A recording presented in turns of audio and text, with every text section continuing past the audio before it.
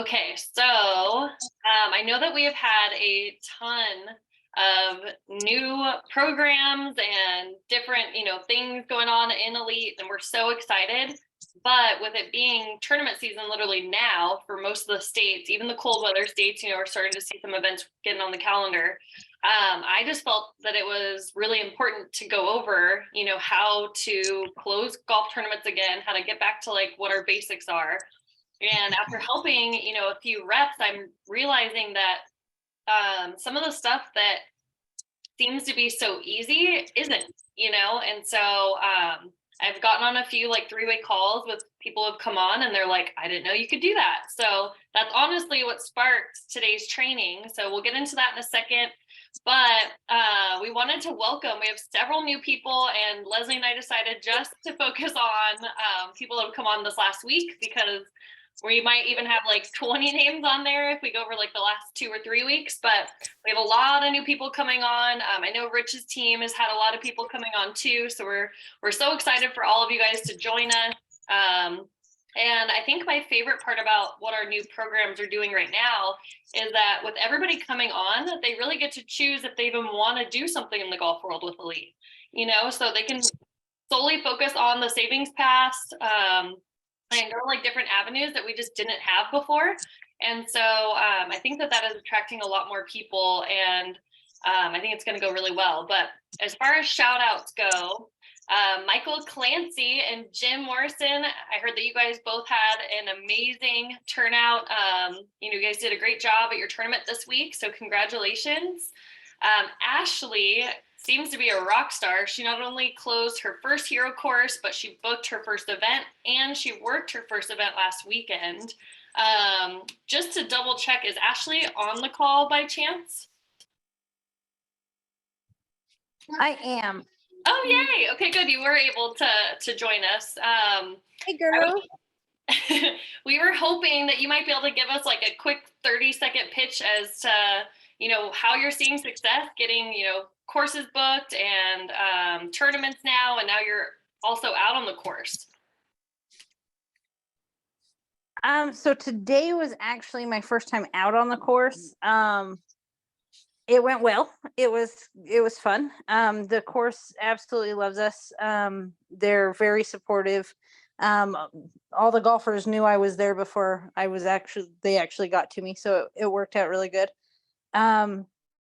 The event this weekend didn't work out so well. I actually went to a racetrack. The sponsor, the promoter kind of gave me the go ahead, and then figured out that the sponsor was also a Mexico resort. So they were not very okay with me being there. So I just closed it up and didn't want to start anything. So that's kind of how that one went. So this one was my first course today. I've got 4 other courses here in Arizona that are kind of on the hook. I haven't got them scheduled, but they're okay with it. We're supposed to meet this week. That's awesome. I'm like, great job. Oh my gosh. Yes, great job. Seriously. And is Alyssa on the call by chance? I don't know if you guys saw us post on our Facebook page, but Alyssa did TSP yesterday out at a tournament in Huntington Beach and raised just under $5,400. Something I have not heard before on the golf course at a tournament. So Alyssa, if you're on, will you give us some like tips and tricks of how you saw such success yesterday?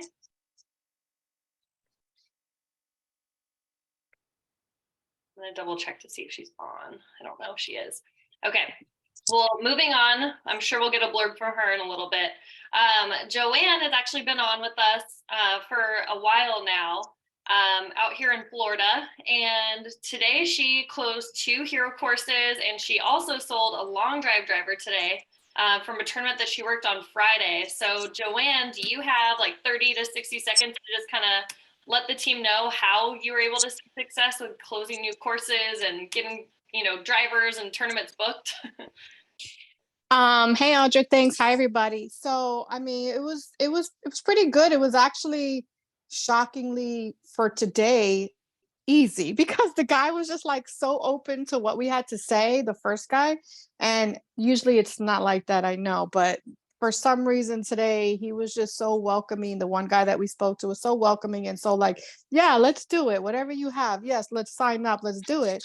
And I'm like, okay, so how's this day? And he was like, okay, fine. And then you need to go to this one and this course and ask for this guy and tell him that I said he had to do it.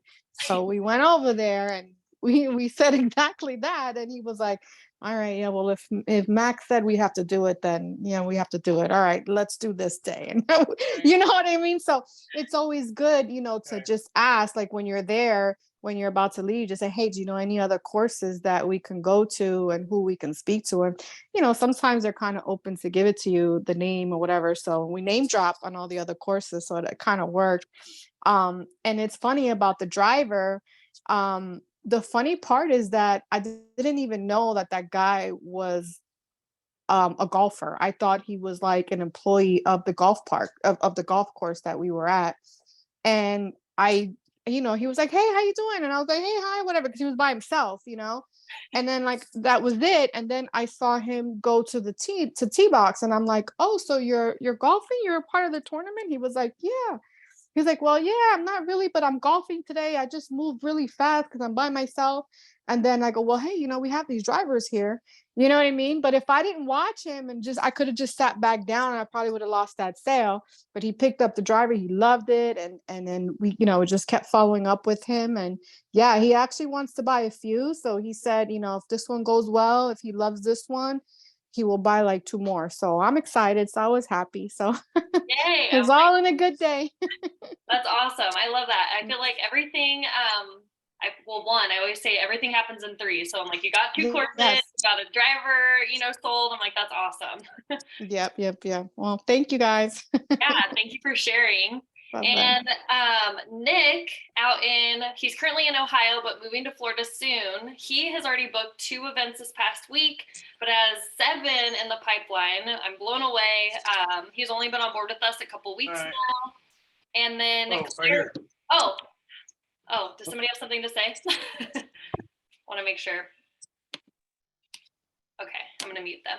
And then Claire and Tyler, they just booked their first indoor event, which we don't even have a deck on, you guys. So we are super excited. Leslie, should we have Claire or Tyler kind of tell us a little bit about that, or do you want to? Yeah, Claire and Tyler, are you on the call? I don't know if they are. So they actually just booked a flip cup tournament, and I am actually going to try to get on the horn with them tomorrow. It's really actually super exciting because we've really never dabbled in that area before. But as we all know, St. Patrick's Day is coming up, and what do people like to do on St. Patrick's Day? They like to go out and have a good time. So they were clever enough in Fargo to go to a bar and kind of tell them exactly what we're doing and situate a really cool flip cup tournament with, chances to win the Savings Pass and Cancun trips. So just to put that in your pocket there for, a later date, or if you're trying to get creative with some of your fundraising and you need a fun way to kind of do that. Shout out to Claire and shout out to Tyler because they're coming up with really cool new ideas. I love that. I'm like, great job, you guys. Keep them coming too, because all of us want to hear how we can make money in other ways. So yeah. So time for some news. I'm going to probably go through these kind of quickly so that we can get to our main topic. But ATM and TM requirements were sent out today. Everybody, please read those and reply so that we know that you've read them and understand.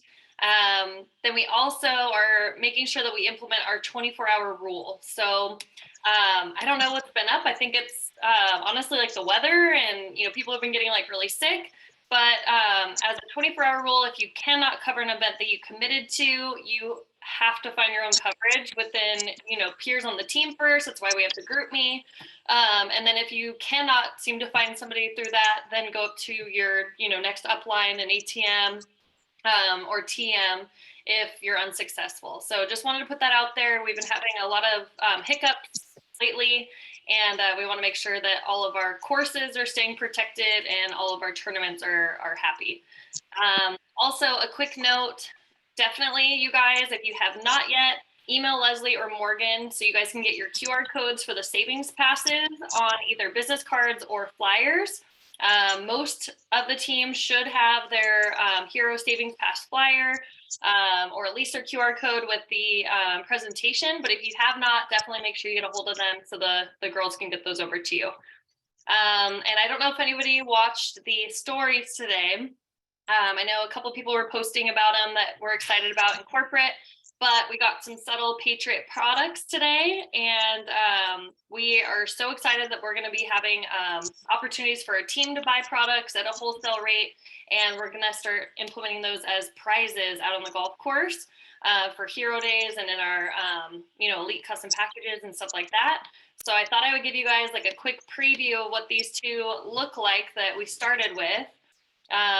This would be our Covert Pistol Planner, and there's a removable patch, and Leslie actually made a patch on the Hero cart bag that you're about to see that you can get added on to any of their products. So we are so excited that we've partnered up with them.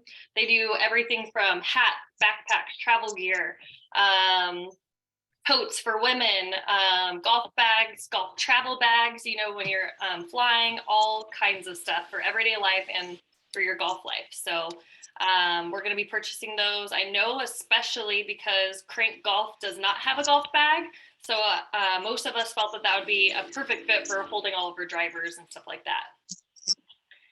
So I guess getting into more of, what we were hoping to cover today. I do have a few topics outlined that I wanted to go over today, but we're going to also go over some of the questions that were emailed in and then have some like open space for everybody to bring up additional questions or things that are coming up when calling and talking to tournaments. And so one of the things that I realized right away, helping a couple new reps that have come on board, were the fact that we can piggyback off of other sponsors or vendor holes. And so I think like the perfect example of that, Nicole actually booked a tournament near San Diego, and they're in the restaurant like bar world. And so they had either a restaurant or an alcohol company on every single hole. It was a lot. And you guys can only imagine the players' state, after an event like that. But we were able to implement both the Crank It hole and the Hero hole with those holes because all those companies are giving out samples of, product. They're giving out like hats and I think we got like pins and like little fans, stuff like that. So they were really just adding value to our hole almost, but we got into that and others that are similar because they're not running a contest. They're not fundraising. They're just happy to be there. They're paying that whole sponsorship. And so it is a perfect marriage to have the guys come up. They can take a shot. They can try out our drivers or, give them some liquid courage to try for like the hole-in-one. And so there's no reason why, if they already have a full tournament like that, where there's a sponsor on all 18 of those holes, which is so rare, you can still piggyback off of those. And so keeping that in mind, and I think this ties in really well for hole-in-one holes, when you call and you're going through like your questions, right? And so I have like certain questions that just kind of blow through my mind the whole entire time that I'm talking to them, and I'm trying to like qualify them and see where we're gonna be a fit with them, right? So when you really break it down, you're asking questions to see what program you want to present because you don't know that right away, right? There's no way that you should ever just go into like what we do and which programs we have if you haven't asked them what could end up stopping them from even wanting to be on the phone with you anymore or allow you out on their golf course. So for example, a lot of times a company will come in and cover a hole-in-one and it might be amazing. It could be like a $50,000 car or some like amazing trip, that's like all inclusive, whatever it might be. But when they have that one hole sponsorship for a hole-in-one, a lot of times it'll come with 3 other ones that are, how do I put this, pretty like lower end, and so one of them usually is like a $500 Visa gift card or a free iPad or like a year supply of golf balls, something like that, right? And so I know that our $3,500 hole-in-one is still more attractive to these golfers than getting a year supply of golf balls or, you know, the iPad. What if they already have an iPad? You know, but especially I've teamed up with like a lot of holes for that like Visa gift card. And so I have seen that a lot. So you just have to know that depending on what they've told you, because you've already gone through all those different questions, what they have, you know, and what they're excited about, then you can marry those, right? So I would just bring up that, hey, I'm so excited. That's so cool. You guys actually have all your par threes covered for hole-in-one. But would you guys be open to adding in an opportunity for your players to win $3,500, which they're actually going to split with you, with that hole that only has a $500 Visa gift card? There's no cost to you guys. There's no cost to the golfers to try for it. Everybody's in that hole-in-one for free. And because that hole-in-one company isn't actually putting somebody out there, we have somebody now watching the hole to make sure. And if somebody was to make it, now they're actually getting both prizes. Or you tell me, maybe we can have a first and a second place, you know, but the likelihood of two people getting a hole-in-one in the same day is pretty slim. We have seen it. Kristen, I remember, saw it out at Cross Creek. But just knowing those different ways that you can marry things is going to be like vital. And so another example that I didn't even put on here would be the crank it hole mixed in with the longest drive hole. So I put in like my email out to people that we can sponsor a longest drive hole with the crank it hole, but it is not necessary. The crank it hole is really designed to be a hole all on its own on a par five. Not all par fives are the straightest holes ever. And I honestly don't really mind that, as long as like the dog leg is after, you know, what people would be hitting, so they have like the full opportunity to try the drivers. But especially, and I'm probably getting off a little bit off topic, but if there is a dog leg, like left or dog leg right, that's a harder hole and it's going to take them more shots. So I know that they are going to be more inclined to want to at least have a couple of people donate to advance to our world record at 483 yards. Or pay for the two, because there's actually no way, if there's a dog leg on a par five, that they're going to want to, or they're ever going to get a two, right? And so when you would tie that in with the longest drive hole, now what I tell the tournament is, oh my gosh, that's so awesome. We would love to be on the hole-in-one hole. You guys still have a prize for that though, right? Because, you know, whoever ends up winning that contest, they probably already have a crank driver, or they really like theirs. So they're not going to be as interested in switching it up because they already know how to drive the ball a heck of a long way. But what that'll allow us to do, marrying those two, you know, contests, would be that they can hit one ball with their driver, one with ours. They're just going to take whichever one goes farther for the contest, but so that we don't slow down play, because we know how important that is, they're going to pick up their golf balls and we're going to allow them to advance to our world record at 483 yards. So, you know, at the very least, they're up there chipping. The guys are super excited to be skipping the fairway altogether. And then we ask for donations from there. Before I get into super tickets, does anybody have a question so far?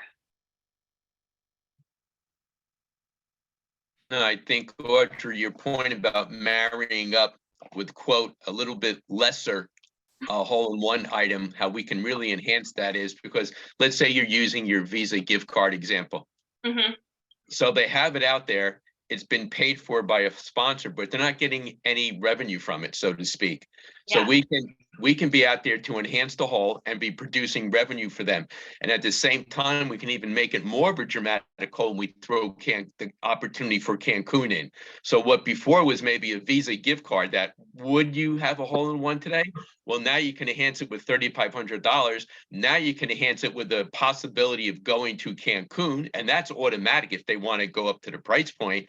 And you can even throw in the savings pass as another option. So we could totally enhance a hole in value, not only to the course, to the charity, but also to the golfers. Oh my gosh, I love that. That was perfectly said. Ian, I saw that your hand is up. Do you have a question? Yeah, thanks. I didn't know what to do. So I've got a group that's it's a smaller group. I mean, they might get up to 60 players or so, you know, but somebody, I think I heard in one of the presentations, to then maybe see about keeping the hole-in-one out there for the regular players after the group goes through. If I was to do something like that, what happens with the closest to the pin? Do these guys, because now it could be that, I set this up for this charity organization or this fundraising organization, and now I'm going to continue it on with the rest of the regular players. What happens if one of those guys actually wins the closest to the pin? So what we have done in the past is we've told the tournament that it'll probably end up fundraising more for them, right? And so we're going to have to give those winners a call at the end of the day, instead of being able to announce it like at their banquet or something like that. But first you would have to, I guess, like going back, you'd have to get approval from the golf course. So it might be a nice segue to get into that golf course and have them be, supporting our hero program. But I'm like, gosh, I haven't really had that ever come up before where somebody else ended up winning it. Reason being, the best golfers, and not always, but a lot of like your really good golfers, they're playing in the morning, and so they don't want to go out and play in the afternoon, especially with weather and different, restrictions. But in that case, I think what would save you is the fact that we do first and second place. So there should be one from the tournament and then one from normal play, if anything. That's what I was gonna say, Audra. We, out here, because we do have a couple of them, of courses that do that and allow us to stay. We've offered like a first or second place, and so now you've got one that's going to the tournament for sure. And then the second place is someone who is like everyday play. But I'm telling you, it's never happened, but knock on wood, it probably happens, the next time I do it. But they're so excited about the Cancun trip, and they're so excited about the hole-in-one, and they're so excited about all these other things that it kind of gets like, looked over. Yeah. Yeah, the other thing you could do is just swap out the card on the pin marker, the closest to the pin marking card, so that you know which group actually got the closest to the pin during the tournament, and then switch out the card and the other guys get it for the rest of the day. Mike, you're so smart. Because then overall you're fundraising more, right? Than you could have been able to. But yeah, then you pick one from the morning or one for the tournament, one for normal play. That's genius. Right. Clearly we do it out here all the time. I love it. See, and this is why I love our team calls. I'm like, everybody has different things that they've tried or are doing on these calls and on the course on the fly and stuff like that. So please, at any point, I love having everybody add in what they've seen work. Moving on to super tickets. I think that the biggest thing with super tickets, most people, and what I've heard, I don't know this for a fact, but what I've heard from a few people is that they just have no idea, and so they're like, okay, so we build this in, and I'm like, not necessarily. And when I bring up super tickets, I mean super tickets or elite custom packages, right? Most of the time, your first year, you're going to have to sell it at registration. I have had several tournaments where they had amazing sponsorships. So they've used, several of like those sponsorship dollars to come in and cover them. And you would pitch that to them just saying like, hey, like everybody's paying attention to that super ticket at registration. They're all going to look at it, while they're playing throughout the day because it has what contest, the whole numbers, what they win. So they use it as a guide. So whatever logos are on there, that's a like prime place to be for a sponsor. So in that case, we would just add those sponsors logos on there. It takes 2 seconds for us. And then the charity is able to make even more money if they can, advertise that. But most of the time, your first year, you're going to be selling it at registration. So the biggest thing I would say outside of breaking down like a couple make or breaks for us doing well would be the fact that you're going to take the pressure off of them for not only selling it at registration, but now you're coordinating with the golf course, right? So you're calling them to see like which holes work the best for longest drive, for close to the pin. You're also going to be setting up, most likely, right, your crank it hole and your hero hole. And so you're pretty much doing like the layout of the tournament for all the contests that matter the most. And then all the vendors can pretty much go all in between that. You have to set up your hole in one, what hole you're going to do like $100,000 shootout. And most of these tournaments are going to be open to having a super ticket. They don't know that much about golf, or they're already overwhelmed. They have a full-time job and they're just helping this fundraiser. So they're like, oh my gosh, thank you for coming in and making this so easy. You're bringing the prizes for all those things. And so I like really sell them on the fact that like, hey, I'm going to come in and cover all of that. Don't even worry. I'm going to make sure that whatever I run through the golf course and figure out, that I come back and make sure that you approve it, because I know you're also making plans for your sponsors and vendors to be on different holes as well. The couple things for super tickets that are complete make or breaks, you have to bring this up on that call, would be one, finding out if they have some sort of player package, that they can sell, or that they plan to sell, what that looks like, and if we can marry those together. So if they sell something and it's like 10 to 20 bucks or something like that, it's not that big of a deal. What I have been able to do a lot this last year, actually, is if they had like a $40 or $50 super ticket, I was like, well, what's included in that? Well, how many do you really sell? Do you know what your numbers are, percentages are in selling those? Well, my team is trained to sell these really well. And so when we do sell them, it's a $20 super ticket, but if we build it into the entry fee, when we sell it, we actually double that price, so that we pretty much take, again, all the pressure off of you guys, because we only need 50% of however many golfers you're expecting to have there, buy it at the $40 level. So for easy numbers, and I literally go over all this with them, say you have 100 golfers, we're selling it for $40. We only need 50 golfers to buy it, and all of Elite's costs are totally covered. From there, if we sell 70, 80, 90%, which a lot of our team is very good at,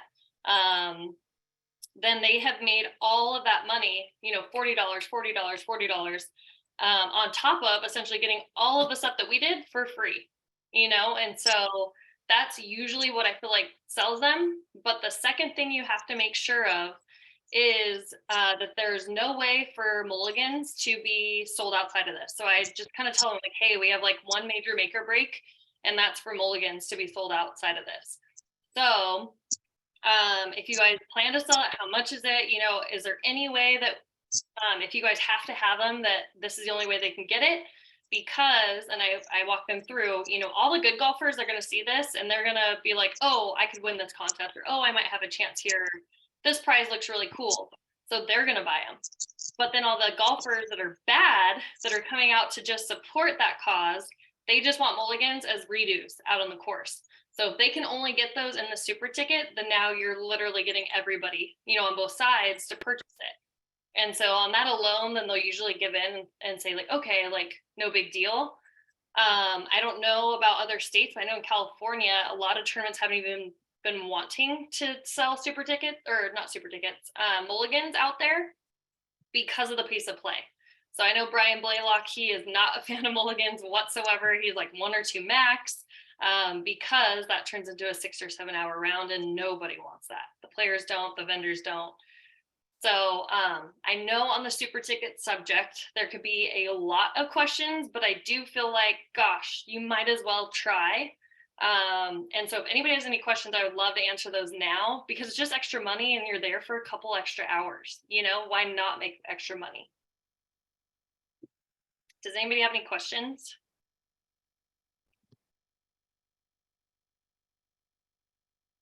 I feel like I'm talking a lot. No, you're doing so good. This is awesome. I'm so glad this is recorded as well, so we can send this out to everybody, because you're going through literally things that I haven't even learned, and I've been with the company for 8.5 years. So this is great. Things that you don't really think about, so these are awesome bullet points. Thank you. I'm like, thank you. Audra, one thing on the super ticket, you always want to have a team. I don't know if Yes. it's so important to have, I always try to have one person on one side of the table and one on the other side of the table. just so that, you know, you're guiding them along the check-in. Because they're so excited to see each other. A lot of times they come together just for this tournament. And so they're, you know, shaking hands and they're saying hello and they're having this chit chat, and to help move it along and have them focus again on what you're there for, it just makes it a lot easier. So Yeah, no, I think that's a great point. Yeah, it's a lot easier to herd the cats. Yeah. What's nice is, you know, I would say that most of my tournaments have a hero hole and a crank-it hole, you know, if they're gonna do a super ticket as well. So it's really rare that we would do a super ticket and just one fundraiser hole, but it can happen. Or I know a couple people that have just booked super tickets alone. So what's nice is I usually just ask whoever is gonna cover that other fundraiser hole with me if they don't mind coming an hour or two early to just be there, you know? So if it is built in, I just need extra like hands to have them fill out their scratch card, you know, to hand them their super tickets. It's super easy. But if we're selling them, I personally try to have 2 to 3 of us. And so if you can get like one volunteer who's like on board from them, because that's going to pull in like, hey, you, like, I know you from, you know, the baseball team. Hey, dad, get over here. You need to come buy this. And that helps. Plus you and your girl or guy that just know how to sell it, you know, and know like all like the little tips and tricks and know how to explain what's included, why it's so cool and why they need it. So, so last minute events.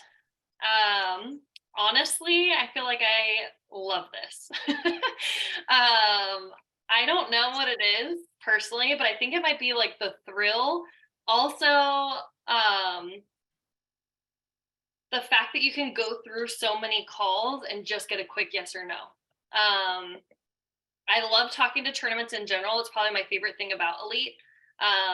Honestly, is calling and booking tournaments. So I feel like I always put out there, like, please get me on a three-way call. Like, I would love to help anybody and everybody in the company with this, but especially those last minute events. I feel like it's so exciting and like satisfying when you get one booked. You're like, oh my God, I just booked this like killer tournament for tomorrow. You know, I don't even know how I did it. But with that, like, you're really just squeezing in 1 or 2 holes, right?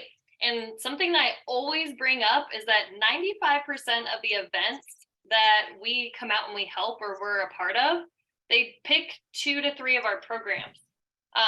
And so that always comes out of my mouth. So then they think like, oh, well, I was excited about like the crank-it hole, but maybe I should do the hero hole. And so then I'm explaining, oh yeah, and like they're completely different from each other. Most people don't even know that they are the same company. You know, the hero hole looks nothing like the crank-it hole. We have a hero edition driver, but still the guys don't really tie it in. Or girls, sorry guys, don't want to single you out, but they really aren't like seeing the connection there. And, you know, one being on a par 3, one being on a par 5, like they are just so different. And the big thing with that is they are usually, if they are open, they're open. They are so happy that you called. They are so bummed that they can't do the super ticket. When you just drop it, you know, at the end of your conversation, oh, by the way, we also do player packages. I know your tournament's tomorrow, but definitely check those out, or we can, you know, set up a call for your next event. They're like, what? You guys do everything. And so they are usually so grateful that you called to at least just cover 1 hole, right? And then you're building that relationship with them, and they're so grateful and excited for you to be there. They can't believe that, you know, that you would even call them the day before. And so one example of this, I was driving from Panama City down to Orlando. I was going to be moving in with Joanne. And on the way, I'm like, gosh, I'm going to be in the car for 6 hours. So I guess I'll call some tournaments. And so I had like a list. So I call this one tournament, I leave a voicemail. I call another tournament, I leave a voicemail, and I'm like, okay. And so I went to call my third one and I get a call back. And I was excited, you know? So then I'm like, oh, cool. Like one of them called me back. Well, he was like, I don't know how, he had this amazing event, but he had no fundraiser holes out there at all. And he is a baseball coach in the area. He has his own like facility out near Tampa for baseball. And And he was like, oh my gosh, like that sounds so cool. He really wanted to do the crank it hole, but to be honest, I didn't have multiple sets out here yet in Florida. Most of my sets were still in California. And so I'm like, well, I have a tournament tomorrow that has 2 programs. Let me see what I can come up with. But at the very least, we'll do the hero hole. You guys will have the hole in one for free, all that stuff. And he was like, yeah, no, this is so awesome. And we want to help the vets too, you know, this is so cool. I was gonna still plan on going to the other tournament the next day because nobody knew how to do the cricket hole out in Orlando yet. We ended up training, you know, a girl the night before, Joanne did, and she went out there. And so then I went to the tournament, the one I had just booked that was like 2 hours away, because most people don't want to drive 2 hours to a tournament, which is understandable. So I go, and I think I ended up raising like $3,000 that day, something really close to that. And I was like, oh my God, like you just literally never know. I would call any and every event that is only a day or 2 out, because you're just going to get a quick answer. And if at the very like least that happens is that they like you over the phone and they are so bummed that, you know, it just isn't going to work out for this year, then you've started a great relationship and you're adding them to your leads for next year. And you're also going to add something, if you guys are like me, to your calendar that says to call them in 6 months. So you cannot forget about them ever again. Does anybody have any questions on last minute events at all?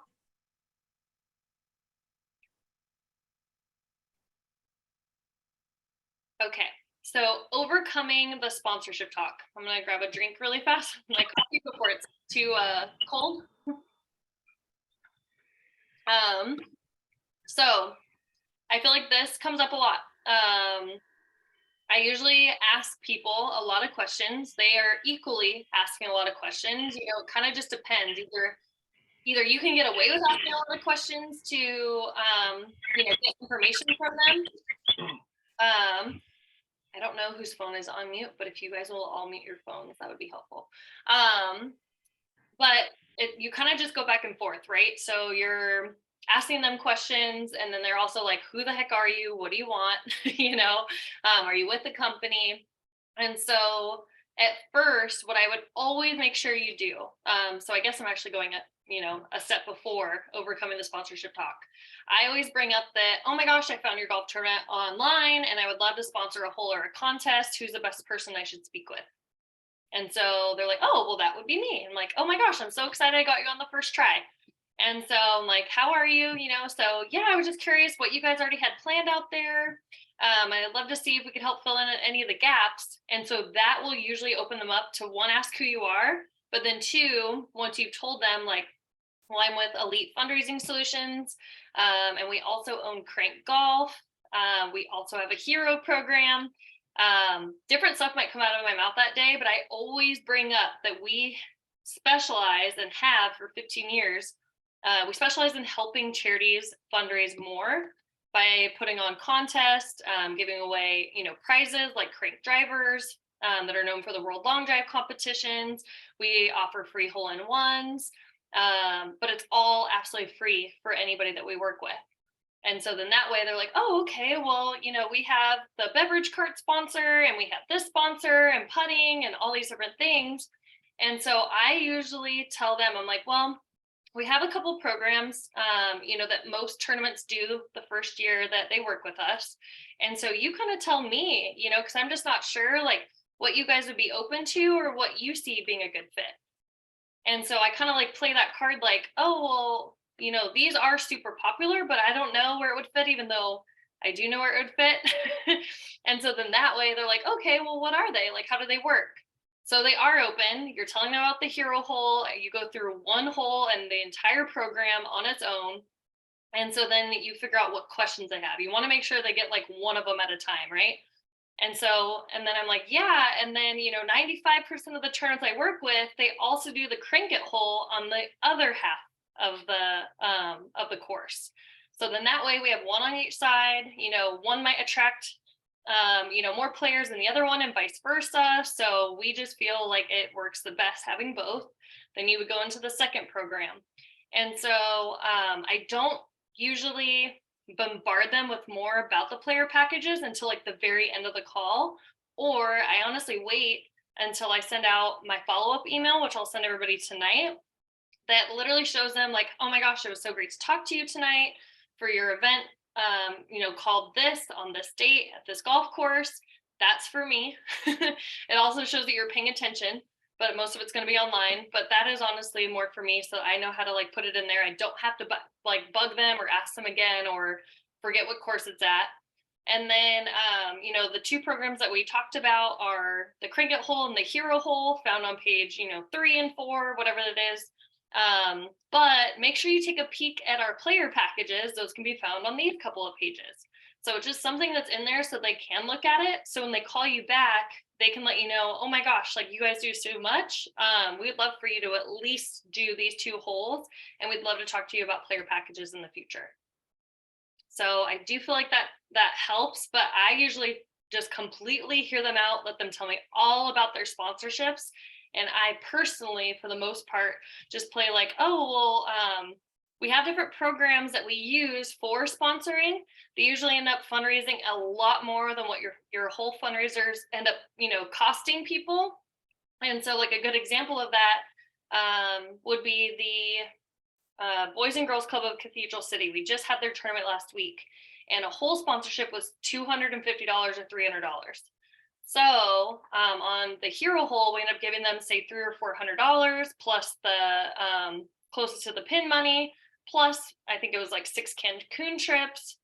Then on the Cricket Hole, we ended up giving them, I think it was like $900 or $1,000 from that hole because we did 50% cash. Plus we gave away Cancun trips on that hole as well. And so, gosh, can you imagine if they would have only had us pay $250 or $300 for those 2 holes? They're missing out on so much money. So we are sponsoring it. We're giving away prizes. We're making it way more fun. We're changing the entire vibe, if you will, of the tournament. And so this is like the ultimate sponsorship that they could ever want, instead of somebody paying $200 or $300 for a T sign that nobody even pays attention to anyway. Does anybody have any questions on this topic? Do you ever bring up the concept of, I'll be glad to pay you, if they absolutely refuse to do it if you don't sponsor a hole? Do you say, okay, I'll cover your sponsorship fee, but it's going to come out of your registration or out of your proceeds that I raise for you? So I do, but I would word it differently. Right. I've had several people be like, oh, say it's the $300 level. I just let them know, hey, if it makes you feel better, when I send you this email right now, I'm going to put in writing that no matter what, we are covering your $300 sponsorship. There's absolutely no way with how good or bad we do that we won't at least cover that. But I can't wait for you to see how well we do. And right. So I wouldn't be like too cocky, or else they're going to want to like charge you more. But I'd be like, yeah, no matter what, like we'll at least cover that. I promise. Let's just see how it goes, and no big deal if nobody donates. At least you have the hole-in-one for free, or you guys can all demo the drivers free no matter what and have fun with us. Okay, thanks. Yeah. Ian, I saw your hand went up again. Yeah, and the sponsorship thing, because I know I've been involved with a lot of those with businesses I've had in the past, where I get asked by the local community to to sponsor a hole, and they want money up front on that. And so that's, I was wondering about this whole sponsorship thing. And so, I mean, if they're going to, expect that kind of money right up front, you're saying what, to try to convince them that that this is going to make more money through the donations at the hole, or just say, okay, I'll pay you the $250 and then pocket the difference? Or so pretty much all sponsorships are always done prior, right? That's what is like expected.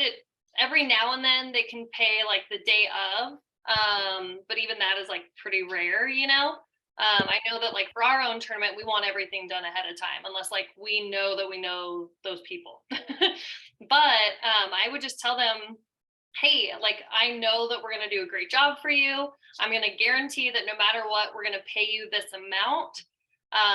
The thing that you want to be careful of. So I think of math and I tell them like, hold on, let me like figure this out. What I would do is I would make sure that you probably do the crank it hole 50% cash, because that is more likely to give them way more than what they're asking.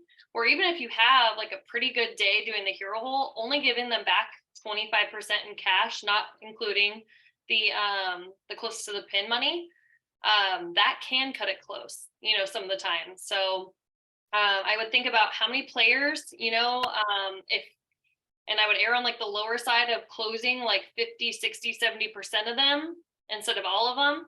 So then that way you can make sure that this would make sense, you know? And I always just ask them like, hey, I just want to make sure that it's okay. We're going to give you cash like the day of. I will show you, you know, like my tracking sheet and everything. So you'll see what I did out there, and we'll give you cash the same day.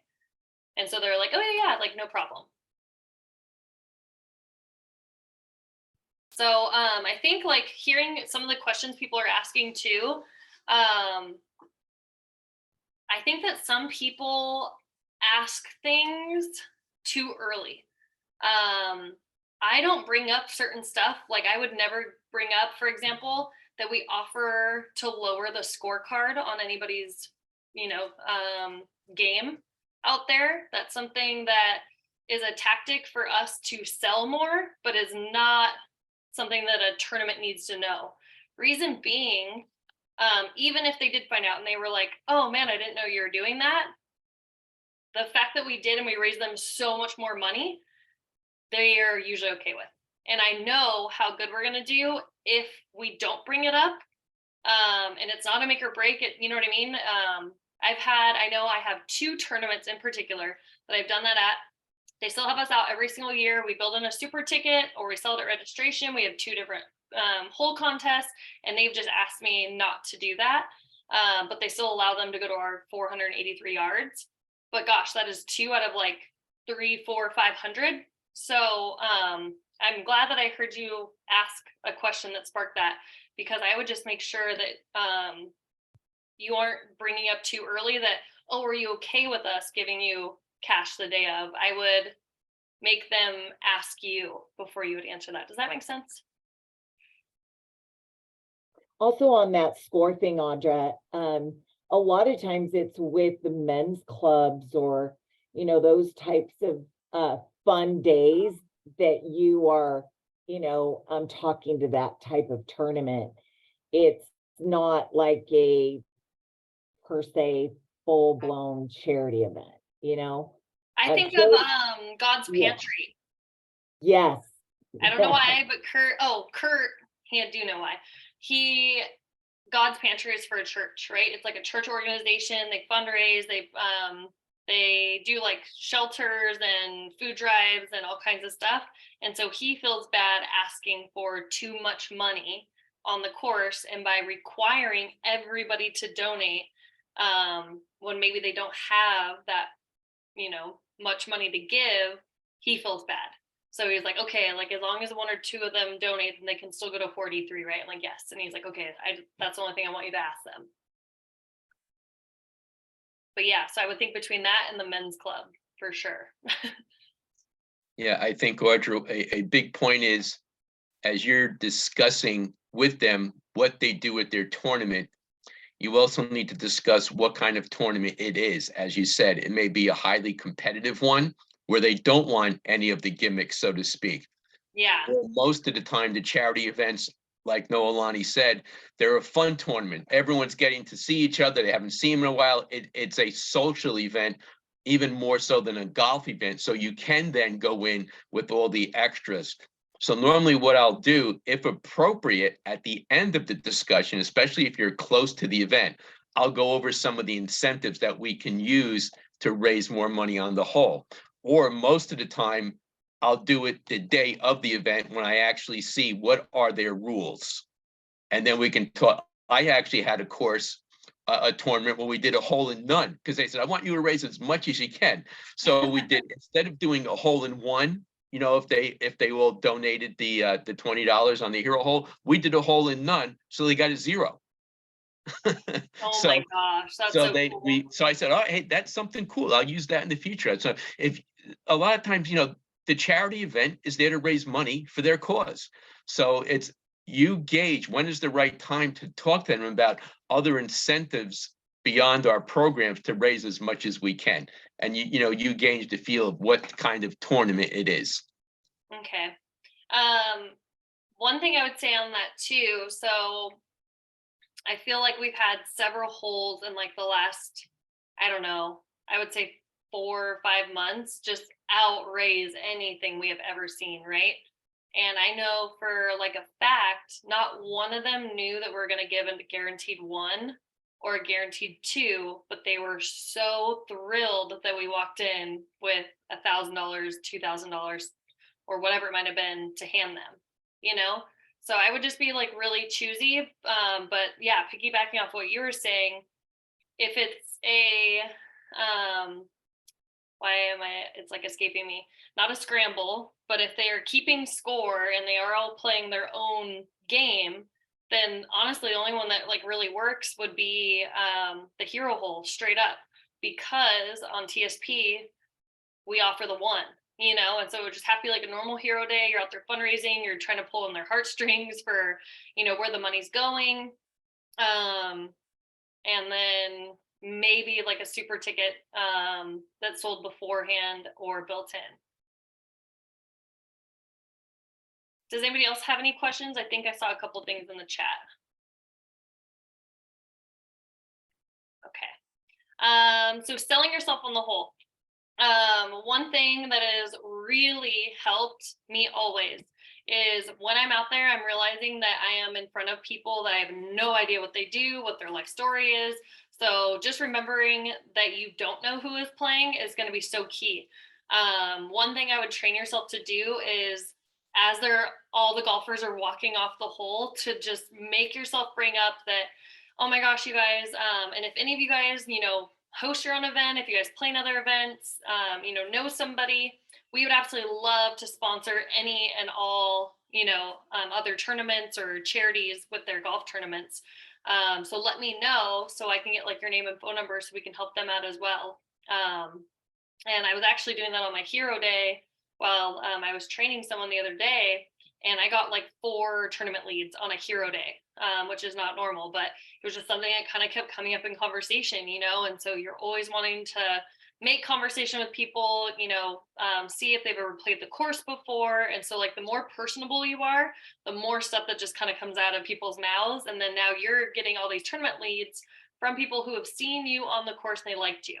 They liked like what you did. They thought it was exciting. And so it's so much easier to book anything. And in that case, they would already know your pitch, of course, on a hero day. But if they already saw you offering a 1 or a 2 all day long, then they know exactly how it goes. So definitely make sure that you just keep that in mind, that you are constantly, selling yourself all day long, even when people are rude or mean or whatever they got going on that day. Let's check the chat. Yeah, that's one of the reasons I like to have all of my contact information on the flip side of the virtual gift bag. Oh, I like that. That's a really good idea, Mike. That way, when I bring it up to them, that if they know anybody who's doing an event of any kind of fundraising on a golf course, please give us a call. My contact info is on the other side here, and use it. I'm like, great idea. Okay, how are we doing on time? Okay, it's almost 9. I'm going to try to go through some of these team questions and then we'll open it up after that. So a couple of questions that came in. When using Facebook, I'm only getting tournaments that have already passed or that are within the next week only. That sounds to me like you're on an iPad or a computer. When you're on your phone, you can actually go into events and you can go up to like the top where I think there's like 3 little dots.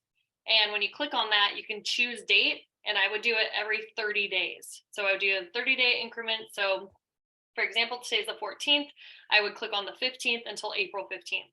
Hit search, go through all those, then do the same thing. Then go from, April 15th to May 15th and keep going until you're about 6 months out from that tournament. But that sounds like you're only seeing tournaments like that because you're using a computer. I have no idea why you cannot change the dates or, choose your own dates on your computer or iPad. And then whoever asked that as well, please text me, because I have a video showing you exactly how to go in and change your settings on your phone so that you can see more events. Next one, outside of tournaments, what would be the protocol for booking an event during open play? Email, call, go to the course directly, still go through Facebook, or go to their website directly. So that would be open play are hero days. So I think we all do things differently. Rich, Leslie, wouldn't you say that collectively we've really seen that the best way to close the most hero courses would be going in person?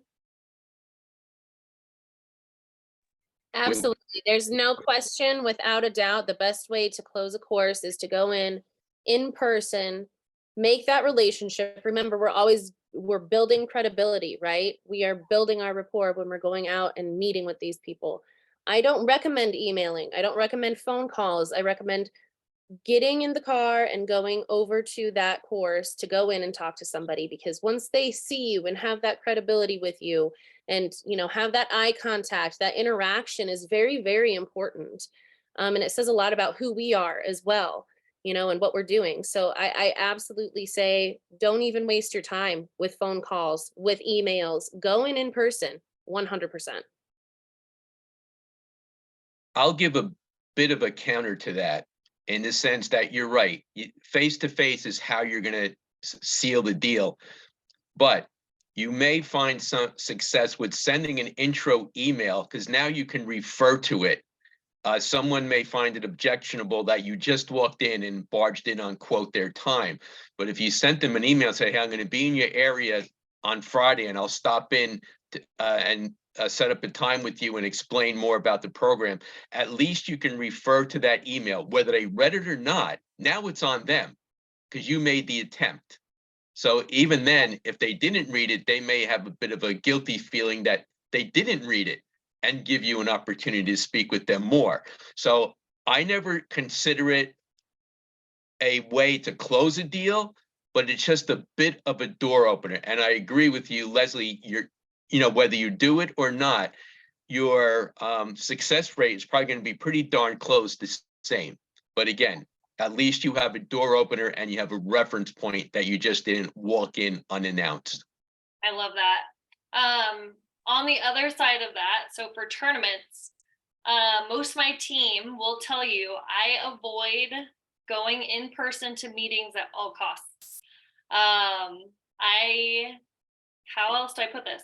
To just be blunt and to tell you exactly how I feel like it's a waste of time. You're driving however long, you're sitting in this big meeting, you're only covering a section of, what that meeting is, then you're driving all the way home. And now you just, booked one tournament that might have, 1 to 3 programs, when you could have been at home calling 30 more tournaments, that had multiple programs as well. So I always tell them and just get around it with like, oh my gosh, we are really busy like that day of your, meeting, but I would love to get on like via Zoom, FaceTime, phone call, you name it. I would love to be there to answer everybody's questions, because I am a fan of, I want to be available for that board call so I can personally answer all of the questions. I can combat anything that they're bringing up that might, sway the board to not want us because one bad egg, And so I am always bringing up that I am more than happy to get on any call with you guys. Just let me know if I can get in like via, phone call or Zoom. But every now and then I'll give in. I would say like maybe once a year. But for hero, getting hero courses, absolutely you have to go in. I've heard the term deck used quite a bit. What does that mean? So our deck, great question. On the CRM, it is, what's the official name, Leslie? I think it's EFS Tournament Deck. So that is what we send to tournaments. I don't know if that's the official name or not. So correct me if I'm wrong. But No, that's the official name. Yep, you're right. So that has all of our different, it has our background, who we've worked with. It has all of our choices that they can choose between for on-course fundraising, like the long drive entertainer, Cricket hole, the hero hole, and then it has our super ticket, the elite custom package options, and then online fundraising as well. So the deck could be talking about either the tournament deck, so it'd be EFS tournament deck, or the hero program presentation.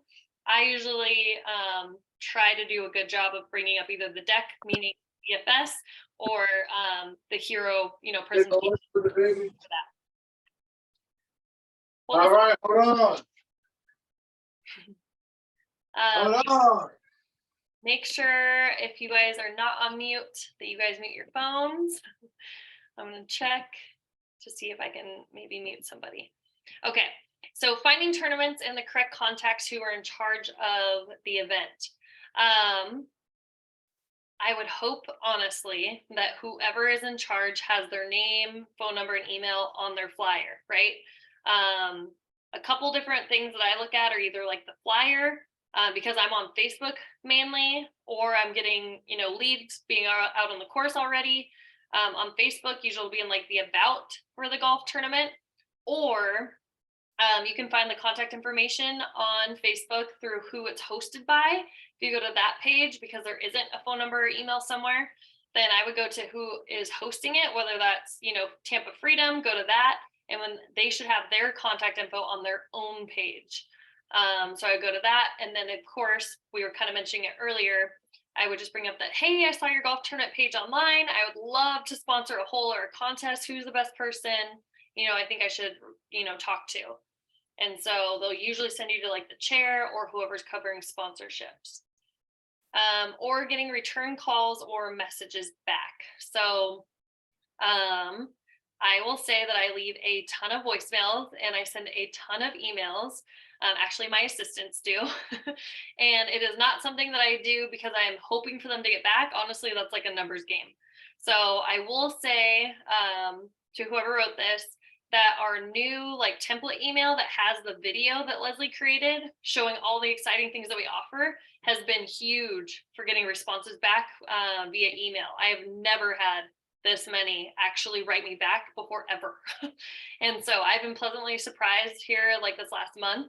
So I would just try to make sure that you copy and paste that template that was sent out, I believe last week or even a few days ago. And it has that video to like really showcase everything that we offer. Okay, does anybody have any other questions before we really open it up? I do want everybody to know, since I know it's getting late, that we do have a team contest, but I want to make sure that we cover everybody's questions.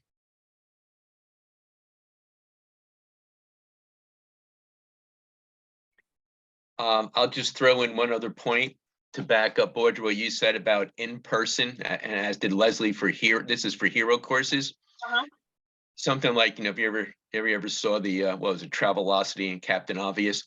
When you walk into a course, check out the bulletin board, especially this time of year, because there will be the flyers posted for the upcoming tournaments.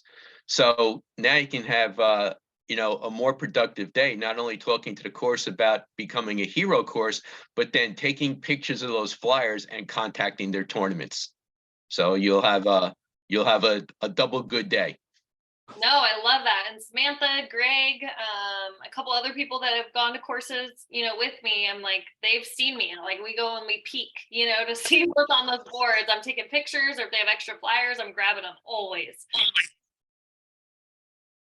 Like, great point.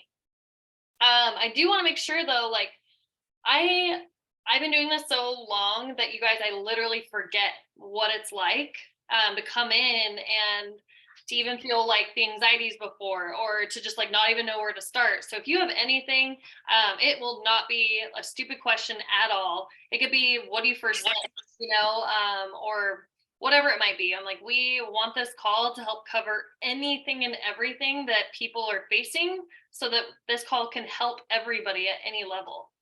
So please let us know.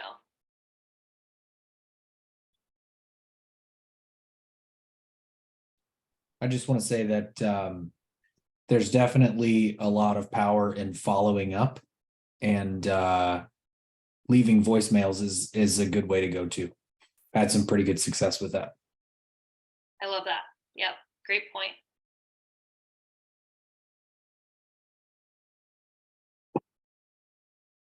Anybody else have any questions?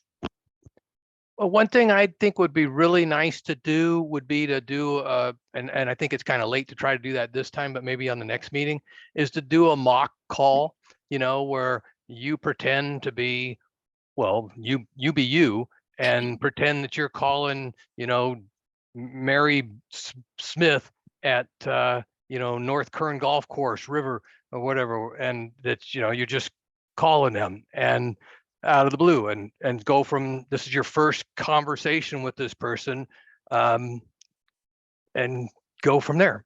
I think that would be, that we'd know how you introduce yourself, how you introduce the company, how you introduce the different services, the different plans, how you get the ball rolling.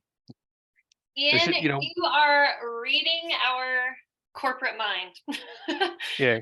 I love Leslie, it. Sort of like they talk about the elevator pitch, the whole idea that in my first 5-10 minutes of my first 5 minutes, what they tell you, the first minute is the most important thing.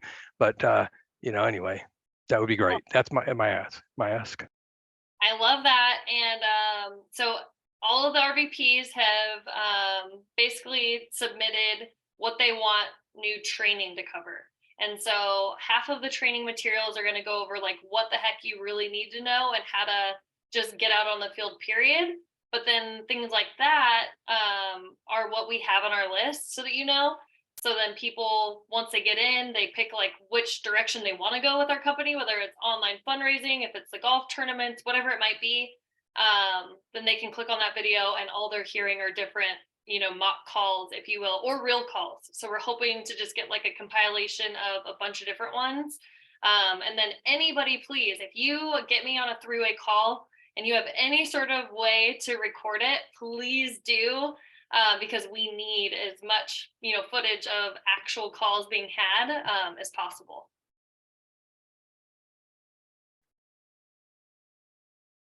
Great idea. Yeah, That's what so we used to do in the beginning. Back in the day, we used to do those mock calls. So I used to pray that they wouldn't pick on me, you guys. Literally pray. Like, I'm like, oh God, if my dad makes me get on right now, I'm gonna throw up, like literally. And then now I'm like, oh my God, I love it. I'm like, it's like the rush. Tyler will tell you too. It's like, you literally get like a closer's high after a call. Or Nick was saying the same thing, how excited he was. So we will get a couple different like calls out to you guys here shortly. And Leslie and I will be together this week. So excited to be reunited to get some footage and stuff like that ASAP for everybody. Does anybody else super jealous about that? Super jealous about that. It's gonna be a great event for our heroes and our for the fallen, and it's just gonna be a great event. You guys enjoy and go kick some butt. Thank I you. have so much fun. Oh my gosh. They are the best. Well, because of time, I'm scared that we might lose people. So, Rich, surprise, we have a team contest. You can let us know if you want to roll this out with your team as well.